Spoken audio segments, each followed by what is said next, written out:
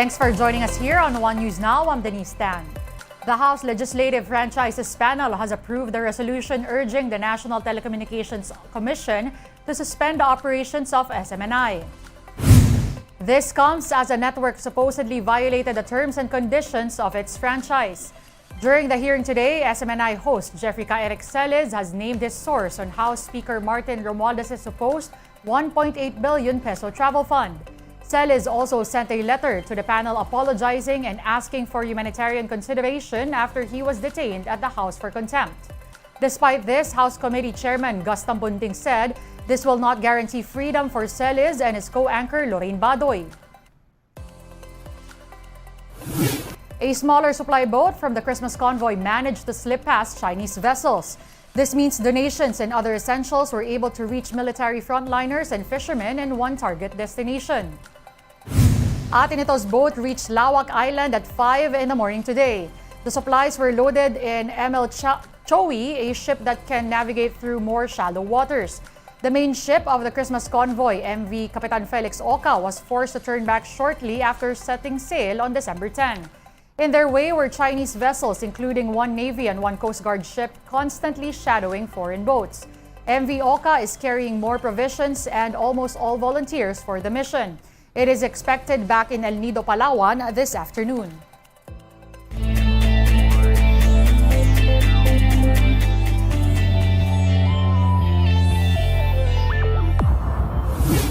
Headlining our sports stories is Kaya FC Iloilo regaining the Copa Alcantara after beating the Davao Aguilas UMAC. Kaya took down Davao via penalties 4-3 after a 1-1 draw in extra time at the Rizal Memorial Stadium. Justin Bass delivered the marginal spot kick as Kaya once again won the Copa after doing so in 2018 and 2021. Davao drew first blood after Yannick Tuazon's header while Kaya countered through an equalizer by Arnel Amita. It was actually a multiple title performance this year for the club as a whole. They also won the PFF Women's League and the PFF Under-19 Boys National Championship. The Copa Alcantara, also known as the PFL Cup, was founded 5 years ago. It was named after the Pinoy-Spanish footballer who played for FC Barcelona during the early part of the 20th century. In the PBA Commissioner's Cup, the Meralco Bolts waxed hot in the third quarter to snatch the win while the Magnolia Hotshots continue to surge. The details in this report. Northport had the Meralco Bolts entered the game against the Northport Batampierre gunning for their third straight win in the PBA Commissioner's Cup. After engaging toe-to-toe with the Batampierre in the first half, the Bolts' offense exploded come the second half. Meralco scored 42 points in the third quarter and this was enough for them to create a sizable advantage for the rest of the game. Final 125-99. New import Zach Lofton exploded with 54 points in his debut game for the Bolts. With a dub, Meralco improved to a 5-1 win-loss record. Northport, meanwhile, slid to a 5-3 slate. In the other game, there's no stopping the Magnolia Hotshots' fiery start this conference. Their latest victims are powerhouse San Miguel Beermen. SMB managed to trail by just 2 with half a minute left. But Magnolia's 4 free throws in the clutch iced the game for good. Final score 94-90. Import Tyler Bay continues his stellar play, notching 31 points and 21 rebounds this time. Getting the win means Magnolia is set to lose in 7 games so far this conference, while the Beermen slid to a 3-3 win-loss record. This is not an easy game for us. Without Junmar or with Junmar, always a grinding game against San Miguel. I think we need this kind of game going into the latter part of the tournament. Going into the playoffs, we need this grinding game because alam naman natin pagdating ng playoffs, ganito lahat yung laro eh. PBA action continues on Wednesday, December 13. The Terraforma Jeep will take on the Converge Fiber Xers at 4 p.m. while the TNT Tropang Giga and the NLEX Road Warriors face off in the second game at 8 p.m. More on Asia's first pro basketball league. Some player movements are happening after the PBA greenlit a 3-team trade. The NLEX Road Warriors are set to receive star guard Robert Bolick and Ken Salado from Northport. In return, the Batampierre got Ben Adamos, Chris Rosales, Don Trollano, and NLEX's second-round pick. San Miguel will acquire Trollano in exchange for Alin Bulanadi, GP Faundo, and another second-round pick. NLEX's move to acquire Bolick was done to fill the void left by Kevin Alas, who suffered a season-ending injury. This also makes way for Bolick's return to the PBA after a very brief stint in Japan. This is the game on One News Now. We have more stories for you in a bit. Stay with us.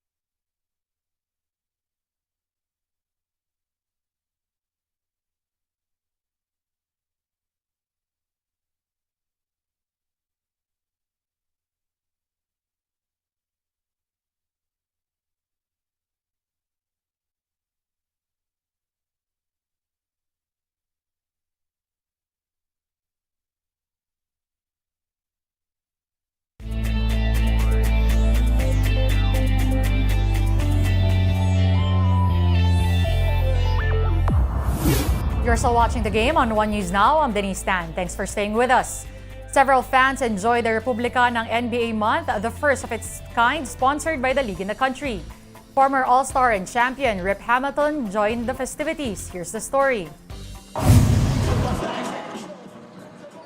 Several Hoop fans flocked to Pasay for the first ever NBA Fan Month in the Asia-Pacific region. This was held in Manila to show appreciation for the Pinoy fandom who continues to enjoy the league. One of the main events was the NBA 3X tournament, which was held at the Mall of Asia Music Hall. Several local talents participated from various collegiate and pro teams. Some hoopers from Japan, Thailand, Singapore, and Mongolia were also present. Of course, women cagers also joined in on the fun. All of them noted the growth of 3-on-3 basketball in several parts of Asia, particularly in the Philippines. It's big enough that most of the people already know what 3x3. Before, when you tell them 3x3, what is that? Basketball? Ah, okay, yeah, that basketball. Now, you don't even have to say basketball, they know what 3x3 is all about.